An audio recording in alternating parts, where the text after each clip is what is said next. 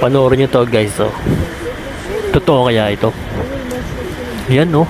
Nasa loob ng puno ang kotse. Nasa loob ng kotse ang puno. Sinisilip pa nila sa ilalim, oh. Tinitingnan nila kung totoo siguro ito. Kayo, sa palagay nyo, totoo kaya yan? Yan, oh. May mga down pang puno, oh.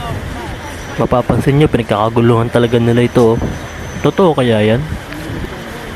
Imposible kasi mangyari yun, eh. Tingnan nyo yung kotse, oh. Napakaganda pa. Kung luma na yan at matagal na nangyari yan, di sana lumang-luma na yung kotse. Okay. Paano kaya nangyari yan? Ang sabi niya, kamangha-mangha daw at hindi ka panipaniwala. Kwento mo sa pagong! Kung sinadyaman nila yan, napakahusay naman nila. Kuhang-kuha nila ang atensyon ng mga tao.